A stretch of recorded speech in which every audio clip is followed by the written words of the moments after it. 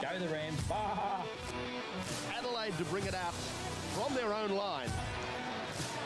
And met by some very willing Auckland defence. And pushed back a couple of metres. Kieran Walters just goes from dubbing half, picking up Darren Doherty. Doherty, 25 metres out from his own line. As now the Adelaide Rams make their way out onto Marathon Stadium for the first time.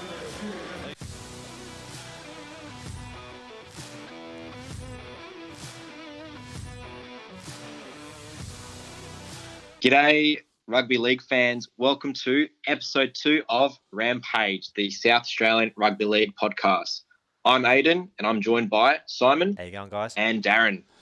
Hello, listeners. How are you all? Very good after Origin. Very good. We're about to talk about that, so I'm very good. Absolutely. So today we'll be talking about round 14, State of Origin, of course, and we also have a special guest later down, which we will introduce. But first things first, State of Origin, Game 1, 2023. Very, lots of opinions going on about State of Origin this year. A lot of questions asked. And I would say that this year's State of Origin, it has had its controversies. But just from my sort of perspective watching it, it wasn't the most exciting Origin that I've ever seen. That's for sure. I was glad that it was hosted in Adelaide, though, however. We'll go into that sort of discussion later on. But obviously Queensland won. That's a given. Queensland is the Queensland team. They started off quite strong. Then Blues, they sort of caught up just in the second part of the first half, and then Queensland just had it in the end. But Simon, why don't you go through a little bit how you thought of Origin? Because you were actually there. I was there. Me and Darren were there. I went with a few of the Rampage guys. So the Jumback Army were there. We met before the game. Darren was there with my wife. So, yeah, the crowd... we'll start about the crowd. The crowd was like about 15 minutes out. It was a very kind of small crowd, to be fair. And then the last 5 minutes before kickoff, Adelaide decided to rock up. It was a crazy atmosphere. So we got 48,000 there. I agree with it wasn't the best game ever because I think the ref he just too many penalties. He just blew the shit out of that whistle. But the game, yeah, as you see, Queensland started off great, 2 tries early. Then I felt like New South Wales had a lot of possession and they looked dominant for we'll say from 30th minute to about the 60th minute. Then Flegler got sent to the bin and Turbo went off HIA. That's when I thought New South Wales got this. I was like, my wife said, never doubt a Queenslander. And I'm like, I'm not listening to you. It's all over. They've got an extra player. And then Queensland put on 2 tries with 12 men, which is just typical Queensland courage basically. And then that was it. But it could have went either way. It was a very close game. The atmosphere at the ground was quite amazing for 48,000. A lot of people I talked to had never been to a game of rugby league before, and the feedback I got from them, we had to kind of had people tell them the rules, like you got to pass the ball back, this is a penalty, but they were into it, they were actually into the game, which was great because they were all AFL fans. I think it was only 17,000 people came from interstate. The rest were from Adelaide, so that's 30,000 Adelaide people. So, Origin's a great way to introduce rugby league to people that haven't seen the game for a while because it's basically the pinnacle of rugby league, State of Origin, and you're basically seeing the best of the best. Yeah. And you watch. And the biff too. There was a bit of biff, which was good to see. It wasn't over the top. I wanted more, to be fair, but to see that a bit of aggression was so good to see. From my viewing point, every time there's a bit of biff, the crowd went wild. And then the chants at the end, the Queenslander chant and the New South Wales chant, Go Blues. The crowd got into it. I don't know how it was on TV. Did you kind of sense there was a good atmosphere, Aidan? Watching from TV, it felt like it was, looking at the crowd, it felt like it was packed. It felt like it would be a sellout. And seeing that it was 48,000 people, Adelaide Oval's capacity is 52,000, I think. Yep. The closer being a sellout, which I think is a fantastic result. Yeah, and hearing the chants on the New South Wales chant, Queenslander chant, that was really good. I really picked that up. Yeah, that's awesome. So I felt that anyone who was watching from home really could see the atmosphere and sort of feel it. That's great. And but yeah, obviously, like I said, Queensland won. I think Blues a little bit sloppy. They've got room for improvement, definitely. With the players they had, Now they're going Yeah. to probably have a few out, but they've got quality everywhere. And like, it's obviously going to Suncorp game 2 is going to be hard for them because Suncorp Brisbane, it's going to be sold. It's already sold out. There'll be Queensland's everywhere. It's going to be crazy. That's right. But they obviously have to win. It'll be interesting to see who they pick for Cleary, see if they stick with their centre pairing kind of thing. Turbo, he was a bit of a HI problem. Latrell coming back. It's going to be an interesting game 2. But obviously we'll talk about game 2 next podcast when the game 2 is going. Darren, do you have anything to add about the crowd? I was on the hill under the old scoreboard, and that was quite packed. And looking down the oval or up the oval towards the stands, it just looked absolutely packed. No, I couldn't see if there was any empty chairs, but it just looked packed. And just the whole atmosphere of the night, both in the stands and on the hill, was electric. It was excellent. Definitely. So before the game, as I said before, the Jumback Army met before. We had one of our Jumback Army members bring some signs. Her name's Michelle. She bring us Rams signs. So bring back the Rams. They were all over, I think, Facebook. It was on the news. We got interviews, like just walking in the game, me, Darren, and Michelle. So that was good to see, as well as the feedback we got from just random people coming up and going, can we get a photo with your Adelaide Rams sign? We're wearing our Rams shirts. We've seen people in Rams jerseys. Like, it was so good to see, like, that night, just walking around the ground with your sign, bring back the Rams, and people's feedback was massive for us. Even, sorry, Aidan. No, you go. Even for me, walking back into the main part of the CBD after the game, I had people who hadn't been at the game coming up and talking to me about the Rams, or still asking me for photos. So that was excellent. I think we'll wrap it there with the Origin talk. Up next, we have Queensland great Australian player and former Rams captain Kerrod Walters after this break.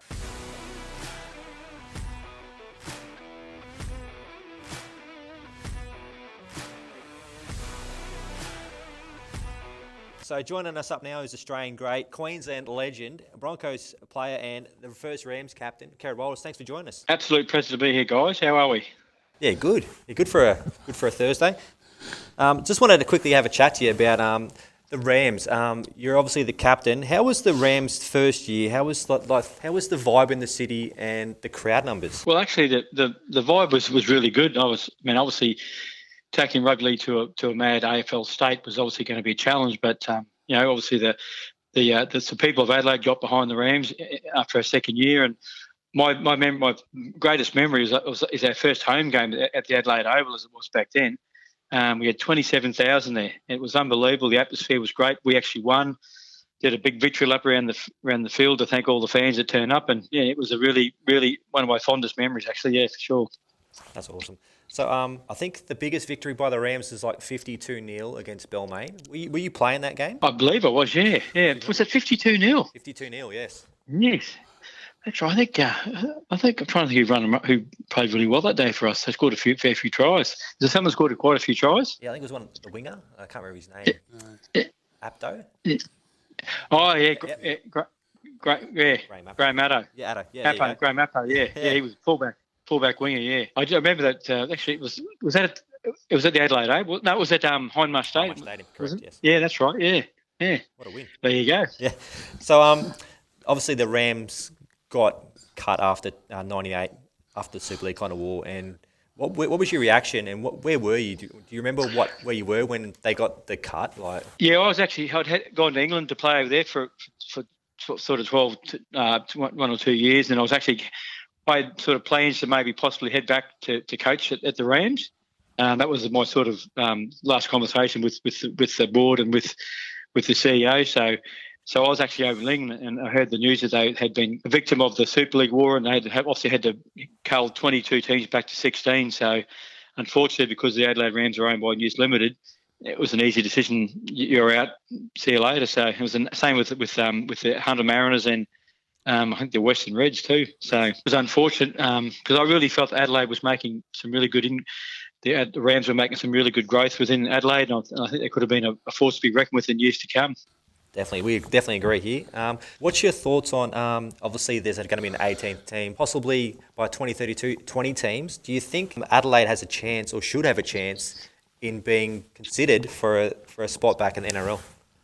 I couldn't agree more. I think if it's going to be called the National Rugby League, we've got to have teams right throughout Australia, not just just from on the eastern states. So I really think that Adelaide and obviously Perth should have a team as well. But obviously we're all concerned about Adelaide. So I think the support that the Adelaide people showed rugby league when we were there, we had an average team at that time. So, but I'm sure that like the Melbourne Storm they had an average team as well. So, and they grew. Obviously, they're one of the best teams in the competition the last 10 years. So, I think that the people of Adelaide love their sport as well. So, you talk about the Melburnians loving their sport, but Adelaide people really get behind their sporting teams and support them really well. So, that's why I reckon they should have stuck with it, and they would have had a team that they could all be proud of now. 100% agree with you. So we're talking about your favourite memory. Obviously, it was at Adelaide over the first game. What was it like going to train in Adelaide compared to like a Queensland where you play for the Broncos? Was it like, would anyone kind of rock up and do you have any fans that would go to the training sessions? Was the facilities, were they okay? Were they B grade? Like, what was that like? No, the facilities were pretty good at that time. I remember it was always, I lived out at West Lakes, and it was always about 20 minutes from my place to training. So, but if you lived in sort of Brisbane or Sydney, the traffic can sometimes be a major drama. So, but I'd leave home every time of that day and get there in 20 minutes. So it was great. It was a really livable city. And in regards to training, there was a few people who would turn up here and there to watch us train and support us. But we sort of ran pretty low key in the first year. But in the second year, I think people started to sort of understand who the Rams were, and they were a team to be sort of proud of. And unfortunately, during our 2 years, the Adelaide Crows, I think they won the flag both those years, so we're sort of up against it. But but I think we sort of made some really good inroads into getting the people behind us. Definitely. So I've just got a couple of fan questions from our Jumback Army Facebook page, if you wouldn't mind answering. No problem. Okay. The first one is from my wife, so this should be interesting. Do you think the mighty Penrith Panthers can get the three-peat? Well, they're going to be up against it because it's the last team that won 3 in a row. I think was Parramatta. So, and the Broncos were the last team to win 2 in a row back in 92-93. But then obviously the Roosters did it in I think 18 and 19. So it's very hard to win premierships now in the NRL because the salary cap has really had a huge effect on teams being dominant over long periods of time. But I think it's a really even comp this year, and I think that the Broncos are right up there with a chance as well. Obviously, Penrith, South, Melbourne. There's probably 6 or 7 teams could actually win it this year. Which, if you said that last year, you think you're mad. So very even comp this year. But yeah, they're a chance. They certainly are a chance. They've got some quality players. So yeah, it's definitely gonna be hard without Nathan Cleary for the next 6 weeks with his hamstring. So. They'll test. Yeah, that'll test it. The halfback they bring in off the bench, I had quite a good game, so good test for him. So yeah. This is my question that I had. So obviously I'm a massive Queensland fan because I'm a normal person, not like them New South Wales fans. Did you watch the game, obviously, and what did you think of the performance? And what did you think of the crowd from Adelaide? I knew they'd get a good crowd there. It's a shame they didn't get a sellout, but was it still 43 or 44,000? And was it 50,000? 48,000 in a 52,000 seat stadium. Is it 52 or 52? Yeah. Yeah, so that's still a good roll up for a Wednesday night. And I think by all reports the atmosphere was really good, and the players really enjoyed playing there. So just on that note too, I'm a big fan of us taking Origins to Adelaide, Perth, and Melbourne. I just think that. It means that there's one game in Sydney, one game in Brisbane, and so then the other is a neutral ground. I think it's a great chance to sort of take our product and show how good our game is to obviously Perth and Adelaide, and to show that and to get some more momentum into getting a rugby league team back in those 2 cities. So, what was the question again? I've sort of diverged a bit. So how do you think that Queensland played on? They played fantastic. Once again, they had that never give up attitude, even when they were down to 12 members with the sin bin, and that's just the mentality of that's been inbred in Queensland over the last 30 years. That you turn up and you have a crack against all odds, and we've got a couple of class players that can those clutch moments can make things happen, like the Cameron Munsters and so forth. So. New South Wales, they've hit the panic button pretty quickly, but I think it was only 6 points in it, so they could quite easily reverse the tables at Suncorp in a couple of weeks' time. So, but I'm sure they'll be 52,000 Queens supporters trying to make sure that doesn't happen. Definitely. So it was funny. I was at the game on Wednesday, and when we lost, we got the old mate to the bin, and New South Wales in front. Flegler. Yeah. My wife said, "Never doubt a Queenslander." I was like, "It's all over. We've got no chance." She said, "Never doubt a Queenslander," and then we put on 2 tries with 12 men. That was amazing. That was so good. And I mean, obviously, it was. I mean, probably the lucky thing for us was the fact it was Flegler as a middle player. So sometimes it's easier to defend when you lose a middle player than like an edge player, like a centre or a second row, because that's when the really clever players can exploit you in defence. But if you're in the middle, sometimes you can cover that. So, but once again, it was just a mighty effort. And New South Wales were obviously very disappointed with their loss, but 3-game series. But I'm pretty confident we can get the job done in Suncorp in a few weeks' time and take another series. Definitely. So just on the sin bins, have you ever obviously been sin binned, and do you remember being sin binned and what you'd done? Yeah, I mean, sin bin back then was you had to do something pretty bad to get sin bin. Now you've just got it's unbelievable. I just can't believe how players get sin bin for such minor indiscretions. I know the game has certainly changed for the better, but the Thomas Flegler sin bin in the Origin, that was just ridiculous. It's a physical game. That wasn't I didn't think it was a shoulder charge or a dangerous tackle. So the game is such a fantastic product now, and it's very frustrating for someone like myself that had sort of played in a different era, and to see some of the sin binnings that's occurring and totally changing the game. I think that we need to understand how much sin bin affects the team, and does that illegality warrant costing a team a victory on most occasions. So that's something that they really need to look at is the sin binning and the hip drop. That hip drop tackle has got me baffled. Yes, everyone. I don't know what it is.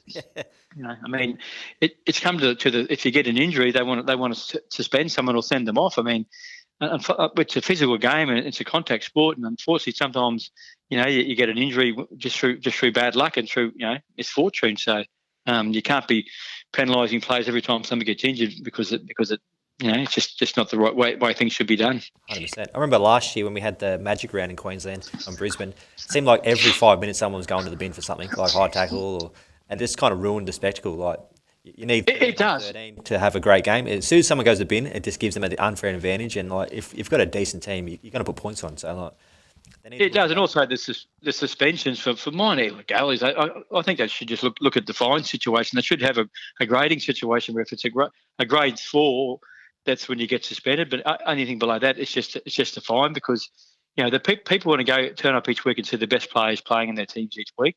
And because the comp's so even now, if you lose one player, it could mean not another loss. So I just think they really need to look hard at. No player goes out there in the modern game to do something illegality to hurt or harm a player. The game's too fast, and they just don't. That's not how the game's played anymore. So I just think they really need to look at those suspensions, and the game needs to have all their great players playing each week, because there's a lot of injuries now as well, which we lose a few players for as well. So yeah, I 100% agree with that. So just got one more question. You kind of half talked about it before. So obviously your brother is a coach for the Broncos, and you said you would get into coaching back then. Would you be interested in coaching these days, or are you over that? Is that like a... Well, my time's passed. I mean, I did have a job in the Queensland Cup, but I ended up moving on from it. So the game's certainly changed, and you need to be involved in the game the last 10 years or 15 years to get any sort of credibility. It's because I'm retired back in 2000, which is 22 years ago. So so it's just amazing how much quickly the game and that is the outstanding thing with Wayne Bennett, to think he's still coaching at that level, and he's 73 years of age and still has the respect of his players and gets the best out of his players, and I don't think he's too old and he's got nothing to offer. So he's managed to adapt to the modern game. But having said that, the game is still the same. You run, you tackle, you pass. And I think that's how the game has changed. In one negative fact is the fact that they've tried to overcomplicate a simple game. I mean, the best teams run hard and they tackle hard. That's always been the case since 1908. So, it's just there's a few things here and there where the game's changed in regards to how it's played. But the best teams are the best defensive teams, the ones that run hard and tackle hard. That's what Penrith have done really well the last few years, and that's what Brisbane are doing well this year. Is that they've certainly got a lot of skill, but they're tackling, they're running hard and they're tackling hard. It's simple as that. 100%. Yeah, defence wins premierships. It does. Just Yep. before you go, if the Rams did come back, would you support the Rams? I certainly would. Yeah. I mean, I think I would certainly support the Rams, and I know that there's a lot of people throughout Australia that would support the Rams, because I think the one team, one city works. I mean, you look at in the AFL side of things, the Brisbane Lions, one team, one city have got a lot of support in a rugby league mad city. And then obviously the Sydney Swans were the first. They'd had a lot of support since day one. There's obviously another team in Sydney now, but when the Swans were first in the competition for Sydney, they had got a lot of support. So the one team, one city works because of the sheer volume of people that live in the cities, and also that people want to get behind it, the local team, and support them. And they've got a great facility there at Hindmarsh Stadium. It's really close to the city. It's a rugby league rectangular field, which is how you got to watch our game. And I just think that I'd certainly support it. I'm sure that a lot of other teams would as well. Beautiful. Thank you very much, Kara, for joining us today. Bring back the Rams, hey? Bring back the Rams. Bah! Bah! That was awesome. Thanks, Kara, so much for that. My pleasure, guys. And we're back. And what a great interview that was, Simon. It was very informative, and it was great to talk to. It was great to talk, Kara. It was good to see his support of the Adelaide Rams still after all these years. Yeah, fantastic. And a lot of what ifs. What if he actually got the coaching position? Lots of what ifs in that sort of scenario. But anyway, on to the next segment of the podcast. We'll be talking about the round 14 game of the week. So my game of the week, I think Simon's pick as well. Yep, definitely. Raiders versus Tigers. What did you think of that one? Raiders Tigers. So the Raiders started so good, and it was looking like the poor Tigers were going to have a bit of a struggle there. 18-0 up. I was like, okay, shut the gates. It's all over. And then the Tigers came back and it was 18-all, and I was just praying for the Tigers, and they got the field goal, got in front. Make them. It was like edge of the seat kind of stuff. You're like, most of the people would have been so keen to see that the Tigers come back and win, and then the last couple of minutes when they went for the field goal and missed, and then they took out his legs and then got the penalty right in front. It just killed me seeing the Tigers lose that way. But it was such a great game. It's good to see the Tigers improving every week, and I'd love to see them make the top 8. That's what I'm saying. Next year, I think this year hasn't been. This year and previous years haven't been great for West Tigers, but I definitely feel like something's changing over there, and I think next year they could definitely try again for a finals run. But giving some credit to the Raiders in that round, Jamal Fogarty. Yeah, he's been good for the whole year basically. He's a great player, and to see the next year when they don't have Jack White, and I think he'll be stepping up and he'll be their gun player. Yeah. So bet on the Raiders. And Darren, your game of the week. It was the Panthers versus Dragons. The Panthers getting over the Dragons 26-18, but it came at a price. The Penrith losing Nathan Cleary. He's going to be out for 6 weeks with a hamstring injury. And that also puts a big hole into New South Wales side for the up-and-coming Origin 2. So Penrith have confirmed on Monday that the prize number 7 would miss up to 6 weeks with the injury, ruling him out of Origin and leaving him in serious doubt to play Origin 3 on July 12th. Yeah, that is a massive out for the Panthers. Nathan Cleary, in my opinion, is the best player in the league. He didn't play so good at Origin, but week in and week out, he's almost automatic goal kicker, try assist, line break assist. He's a big loss. Saying that, Jack Cogger came in off the bench. He's only his 3rd game, his first time kind of playing that many minutes, and he's like a clone of Nathan Cleary. I think he done so well. To see the Panthers win without Cleary that week, it could have easily, Cleary's off, they just go to the word I can't say. They could have just put it in and it wouldn't have been a big deal. They would have said, all right, they lost because Nathan Cleary wasn't there, but they all played well. Guys backing up for Origin. Isaiah Yeo backed up, played great. Brian To'o, Jerome Luai, they all kind of stepped up for him when he got off the field. And the Panthers are still, without Cleary, I still think are still a contender every game, basically. Oh, absolutely. You'd have to say that, definitely. Still a contender for the premiership. Yeah, well, Cleary will be back after 6 weeks, so he'll be back. Plenty of time. I think, if I'm going to say it now, this far out, I think it'll be a Broncos-Panthers grand final. I think they're two teams. It's a long way out. Things can happen, injuries, form. But I'd love to see a Panthers-Broncos grand final. It would be great. Who would be your pick to replace Cleary? For Origin? Yeah, for Origin. I'd say Adam Reynolds. I think Reynolds. he's knows Suncorp very well. He's playing for the Broncos for the last 18 months, kind of thing. He's in great form, and I still have Nico maybe at 5'8", or on the bench. Yep. But I don't. People are talking having Nico start at 7. I just think Adam Reynolds is in great form, and the Broncos are in great form.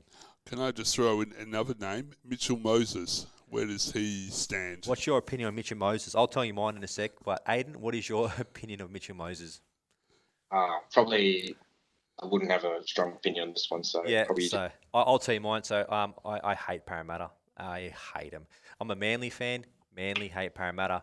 I think Mitchell Moses is good at club level, but he's not consistent enough to play Origin. He plays good in patches, but I never see him kind of dominate a game like for Parramatta. If Parramatta are going well, it's usually he's playing okay, but then they've got Dylan Brown, who is now been stood down by the NRL, but he's usually there and doing, and then they've got Clint Gutherson at the back. Yeah, he's there as well. If they don't, I think if they don't have Mitchell Moses in the team, Parramatta still can replace him. Like, he's good, but he's not Nathan Cleary great. Right, He's not yeah. Adam Reynolds great. Nico Hines great. That's just my opinion, but I'm not a fan of Mitchell Moses really.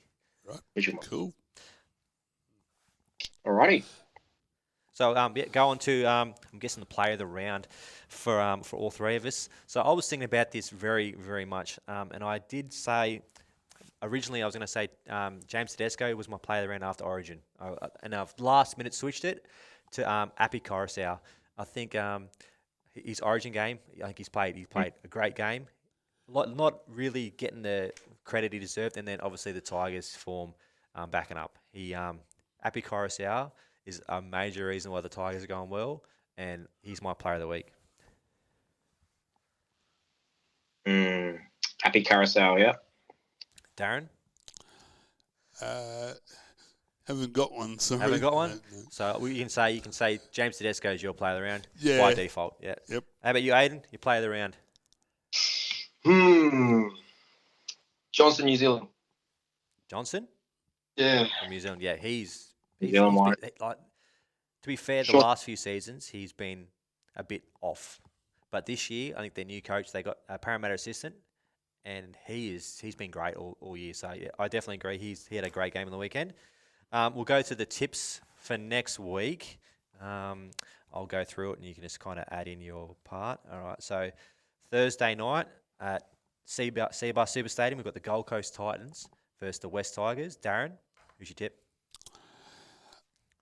I think I'd have to go West Tigers. Tigers. Yep. Aiden. Titans versus West Tigers. I'm going to say, look, I love the Tigers, but I'm going to say, actually, no, Tigers can win this one. Tigers. So Tigers. the big thing about the Titans, they've got AJ Brimson coming back, which is a big in for them. They've still got Kieran Foran, he's still out. Sam Verrills is starting. They've got Tino, obviously, but David Feed is out, which is a big out for them. I'm going to go the Tigers. I think the Tigers, and I think they'll win by 13 plus. I'm just going to say it. 13. 13 plus, yeah. I think they'll, because the Titans, they kind of fall asleep in the second half, and I think that's when the Tigers will just run over them. Yeah. Okay, so the Friday game, the early game, is the Raiders versus the Warriors at Canberra. Darren, who's your tip? Oh, this one's a hard one. I'm going to stay with the Australian. I'll go Raiders. Yep. Aiden? Yeah, Raiders for sure. Raiders. So the Warriors have been in great form, but because I'm from Canberra, I'm definitely going to go to Raiders at home.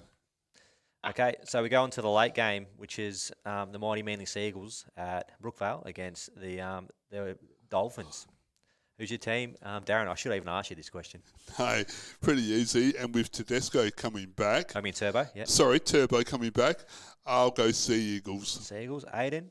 Yeah, I'd say Sea Eagles as well. I reckon, yeah, I'm a Manly fan, obviously, but I think, yeah, the Sea Eagles, but I think it'll be tight. Teddy. I've done a U. I think Turbo's a big in, but they got Hammer at fullback. He's been playing great. It's going to be a battle of the forwards, I think. And I think, yeah, I'm going to go Manly by, I was going to say 50, but now I'll go to 2 points. There we go. All right, so we move on to the Super Saturday games. The early game is the Dragons, Dragons at home versus the Rabbitohs. Who's your tip, Darren? Dragons. Dragons. Aiden? Rabbitohs. Rabbitohs. I'm just looking through the teams now. So I hate the Rabbitohs so much. But, yeah, I think the Rabbitohs will beat to the Dragons. The Dragons, it's really up to Ben Hunt if they play well. So I think that the Rabbitohs will win that. Okay, the 5 o'clock game is at Suncorp, and it is the Broncos versus the Knights. Darren. Better be careful what I say here. I'm with a Queenslander. Knights. Knights. Aiden? I think Broncos will win this one. They're pretty... I think Broncos will win this one. Yeah, I'm going to go Broncos as well. I think they're just in too good form. And you look at their team, it's a great-looking team.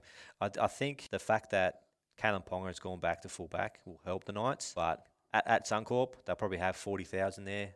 Hopefully. They don't really show up on a weekend. They like their Friday games, but I think that the Broncos for that one. Okay, so we go to the next game, which is the late game on Saturday, and it is the Roosters at Allianz Stadium versus the mighty Penrith Panthers. Who do you think, Darren? Panthers. Panthers? Panthers. Panthers? Yeah, I think the Panthers will win this. I think it'll be a good game for probably the first half an hour. And I think that the Panthers will run away with it and win by 45, 50 points. No, I'm just kidding. I reckon they'll win by 2 tries. Okay, we go on to Sunday. This will be interesting. So the Storm at home versus the Sharks. Darren. Storm. Aiden. Sharks. I don't think Storm's been in good form this season. No, I'm going to go Sharks as well. I think they're still missing Pappenhausen at the back. That's the big thing. See if they got Nelson's back. He's my favourite non-Manly, non-Panther player. Nelson Asofa-Solomona. He is a beast. I remember seeing him at Brookvale, and I was sitting in the front of the crowd, and I was behind the players' bench, and he was in front of me. I couldn't see anything because he's just huge. Yeah. I wouldn't want to get on the wrong side of him. So, yeah, but I'm going to Sharks. Yeah, okay. And then we've got a Monday game, and this is the Bulldogs versus Parramatta. Darren. Bulldogs. Aiden? I'd say Bulldogs would win this one. Yeah, I'm going to go Bulldogs as well, just because Dylan Brown's out. I think it's a big out for them. And I think the Bulldogs will win it. I think it'll be a close game, but Reid Marnie's been in good form, so I think the Bulldogs. And then the Cowboys have the bye. So the bye versus the Cowboys. Darren, who's going to win? Ooh, Cowboys. Aiden? The bye. Yeah, I think the bye's got the Cowboys. Cowboys covered, to be fair. Okay, so tips are done. So the dud of the week. This is an interesting segment we've got going. So my dud of the week goes to the whole New South Wales team and the coaching staff and the physio. I think that they just didn't turn up on Adelaide, and I hope for game 2 they kind of show up a bit better and kind of make it more of a game, even though I want Queensland to win by 50. Darren, do you have a dud of the week? No, I don't. No. Just this podcast, yeah? Yes, yeah. Okay, Aiden, have you got a dud of the week? Yeah, Melbourne Storm. Melbourne the whole Storm. Melbourne Storm game, against the Cowboys. That was just a sloppy game. I did not like the form of the Storm when watching that one, and they just couldn't match the energy that the Cowboys had. Big dud. I would also say Dolphins. Yep. Bit of a dud. I thought the Dolphins could perform better. I thought they could perform better against the Warriors. Yeah, but, they just didn't show up, did they? They really didn't show nah, up. wasn't me. Okay, so going on from the dud of the week, we've got the thug of the week. Okay, my thug of the week will not change throughout this whole year, and it's my most hated player in NRL besides the Parramatta team. It's Cody Walker. I think he's a thug. Not so much the last couple of weeks. He's kind of toned down, but he's just a thug. Darren, who's your thug of the week? No one? No. Let me put someone in for you. Who's a thug? Nah, I got no one else. How about you, Hayden? Have you got a thug of the week? Thug of the week. Let's just think. Who's the thug of the week? Reece Walsh. Yeah. Reece Walsh, thug of the week for me. Reece Walsh, yeah, he was a bit of a thug. But I did like to see that in Origin, bit of biff. It was a bit of good. So Reece Walsh. biff in Origin, to be honest. Yeah. We weren't really getting enough of it. And I think it's They kind need the call cattle dog back, I reckon. Just have a big biff. Get it done in the first 10 minutes and then play footy. That's right, yeah. All right, so that's done for the Thug of the Week. So coming off the break, we're going to talk about the Rams. Be right back.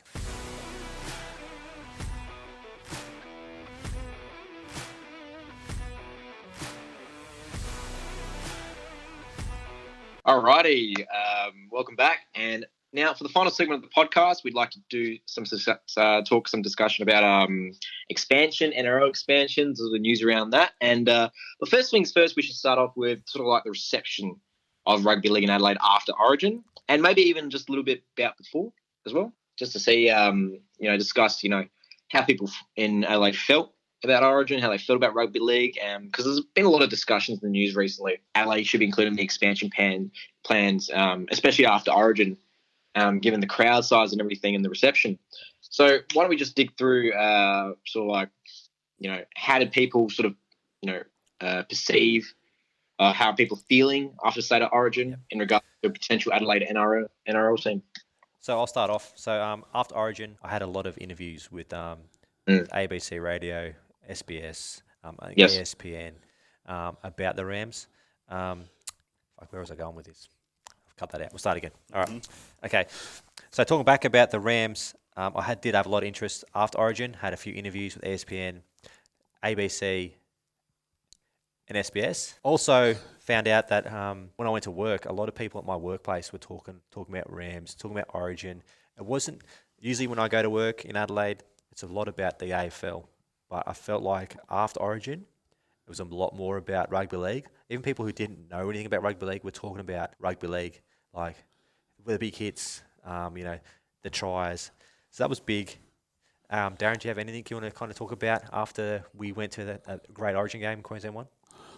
Well, I just think, as I said before, that for me, I was approached even leaving Adelaide Oval and in the main part of the Adelaide CBD. So people who had not come to the game saw my shirt, saw my Rams sign, and were just approaching me wanting to find out more. So people are definitely interested, and it's not just people who went to the State of Origin. It's people in the streets. There's definitely a lot of interest in the State of Origin, and there's even talk about Adelaide hosting another State of Origin. Yeah, definitely. I think if we host it again, we'd probably beat 48,000. That was like a taste of Origin, and I think there's a taste in the mouth for Adelaide. And I also talking about our petition that we have, the Rams petition. The amount of signatures I got after Origin. So I think before Origin we had about 800 signatures. Now it's 400 signatures now. Now we've gone up like 100 signatures. So like the interest is there, obviously, but Origin definitely helped. And let's just keep that wave going. Like, let's keep talking about Rams, talking about South Australian Rugby League, and get people interested. Also, we'll go on with our interview with Carol Walters. So off air, we had a bit of a chat talking about the Rams, and we're just talking random stuff. And so in 1999, after the 98 season, he went to Super League for a year. He said that he was going to play Super League, but then he's going to come back to the Rams in a coaching position, which I didn't know about. So it would have been interesting to see, like crystal ball, if the Rams didn't get cut in 98 and we go forward to 2000, 2001, how we would have grown having Kerrod Walters on the coaching staff and what players we could have attracted and what the future would have been if we didn't get that nasty phone call and got cut. Because Kerrod Walters was in England when he got the phone call that the Rams had been cut, which is crazy to think. Imagine being the first captain and it's like your baby, isn't it really? Like, and they ring up and say, oh, yeah, no more Rams. Oh, that'd have been devastating for him. He was basically the heart and soul of the club, and yeah, to find out that he wouldn't be coming back in a playing or coaching role the next season, it would have been devastating.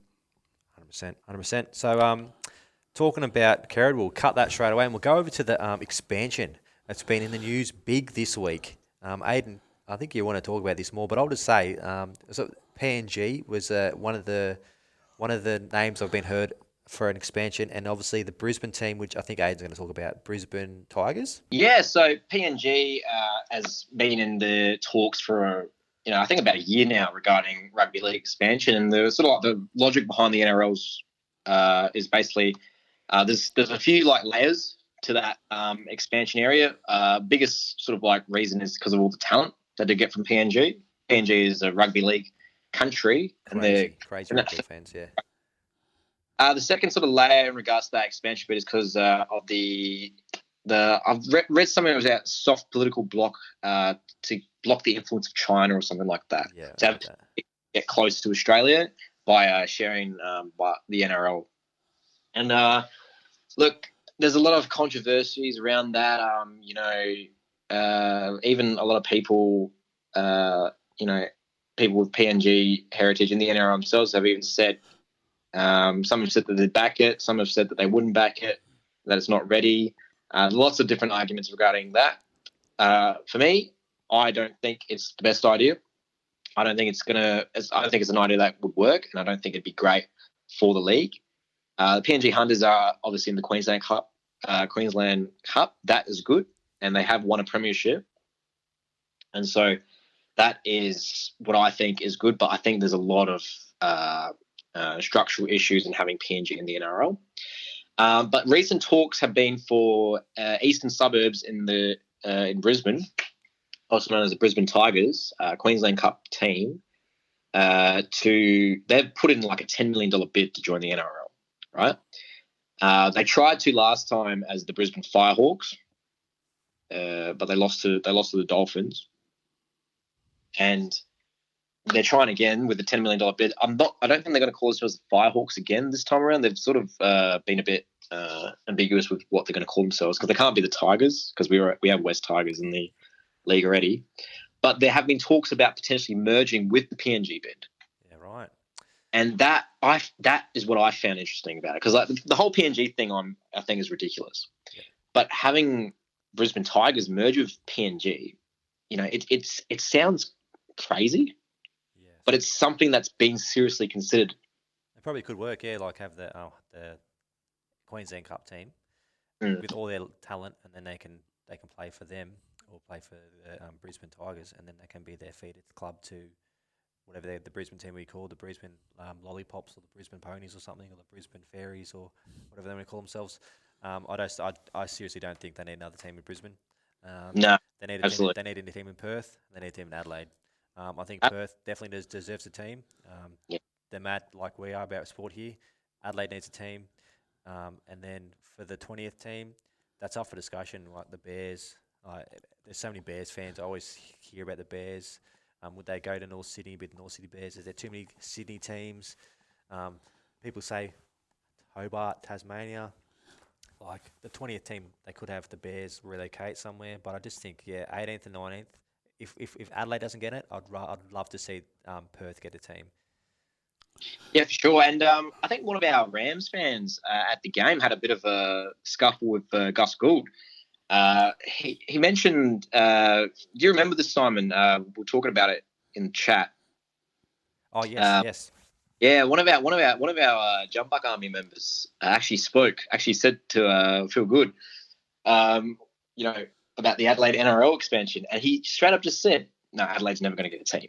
I had the same conversation with me and my wife had a conversation with Phil Gould about like how we were doing the Ram stuff, and he basically, like, to say it badly, he shat on our dreams. Like, I don't think he knows as much as he thinks he knows about expansion. Like, he's all in that New South Wales bubble. Like, think outside the box, mate. There's how many people in South Australia? They're fans. Like, how many people in Perth? Like they're fans. Like, you need to be in national competition. You need them two teams. To say that no, and that's a kick in the guts, man. That's a kick in the guts. And I had a lot of respect for Phil Gould because what he done for rugby league for the Panthers. But when he said that, I basically walked away. I'm like, man, you don't say that. Like, it just brought us down. So I totally get why we had an argument with Phil Gould. Yeah, that sort of arrogance there is not going to help. Our sort of white petition to get Adelaide in the NRL, because we really, are serious about this petition, this sort of bid, and we'd love all your listeners to help us by signing that petition. Yeah, definitely go to our Facebook page. There's a link tree there. Follow the link. Yep. There'll be a link for our podcast and for the petition. The petition is the main thing we want you to do. If you can sign our petition, If we can get 1,000 signatures, that will mean so much to us, and that will help us put it to Parliament, give it to the government, and to say, listen here, guys, this is what we've got. Help us out. Give us some backing, like the Brisbane bid has, the $10 million. If we can get a bid from the government, $10 million, imagine how big that'd be for us. We'd be serious contenders. $10 from a government, from a financial sort of point of view, a big investor coming in, or a government incentive of $10 million, if that's how much it's going to take to start a successful NRL franchise, it's really not that much. No. And you think it's like a dip in the pond, eh? Like it's nothing. Like they got chump change of that, haven't they? The way that I see it, an NRL franchise, it's not going to be as costly as it would be like an AFL franchise, like Tasmania. It's cost them like how much? Like $50 million. No. Yeah. Well, they get a new stadium too, as well. So like for the stadium for the Rams, Highmarsh Stadium. I went there the other week for an interview with SBS. I looked around the ground. It looks nice for a ground for rugby league, just for a startup. It would probably sell out. The only concern I had, and I think we've talked about this, Aiden, before, is the dimensions of the field. Yes. I think they've pushed it in a bit too far to have a rugby league ground there. But saying that, they could easily push a few seats back on one of the ends and make it back to rugby, because they played there as the Rams in 1998. So it's where we used to play. We surely could get back there. Bit of funding from the government to polish it up a bit, make it nice. It's a nice looking ground. It's in a good area. It's easy to get to. We just need obviously first to get at a team, and then the government just to be on board, which is going to be the hardest thing, I think. Absolutely. Alrighty. Shall we wrap things up there? Just one thing. I think if we can get government on side and some financial from the government, it would also be a sign for private investors. They can say, well, the government's now on board. It looks like a safe bet. I will invest in the team for Adelaide. We could get Coopers to invest because they own the stadium. South Australian, Farmers Union Milk, they could be a sponsor. Yeah. There's so many South Australian-based companies. We just once we get that 1,000 signatures, I'll harp on it every week. If we get 1,000 signatures, and I'll go to Farmers Union Milk. I'll grab a milk and I'll go, here is our petition. Give us some money. I'm not leaving. No, I wouldn't do that. But we just need the signatures to show the interest, get the backing, and never know. 6 months we could be a serious contender. We just obviously got to stay positive and then keep this podcast going and keep the Rams fans in the loop of what's going on. Definitely. Let's make it happen, boys. Bring back the Rams. Yes. Bring back the Rams. All right, so just to wrap up, guys, we're going to cut it there. We're going to go home to our families. Make sure you jump on Facebook. You going to say something, Darren? Oh, just before that, we're also looking for expressions of interest, whether we put on a Rams fan forum, because we want to hear from our fans, and probably want to hear from us how we intend and what we want to do to campaign for a team. We haven't got a venue or a date yet, but if you are interested in coming along, meeting other fans, meeting us, you've heard of it, you've heard us. Now, if you want to meet us, send an email to admin, that's ADMIN, at ozsports, ozsportsonline.com. We'll add you to our list. So saying that, definitely jump on our Facebook page. Yes. You can. We have a Facebook group called the Jumbuck Army. Join that group, and you'll be able to see all of our the forum we're talking about. Obviously, sign that podcast. We have Instagram page as well. Bring back the Adelaide Rams. You can't miss it. And then we've got the podcast page. And we just appreciate your support. It just means a lot to us, Adelaide Rams, us three. And I know if we get a team back, and you could possibly be fans in the future. Fantastic. All right, guys. Thanks for joining us. I'll see you next week. See ya. That's a good day. Go the Rams. Adelaide to bring it out from their own line. And met by some very willing Auckland defence. And pushed back a couple of metres. Kerrod Walters just goes from dubbing half to pick up Darren Doherty. 25 metres out from his own line. As now the Adelaide Rams make their way out onto Marathon Stadium for the first time.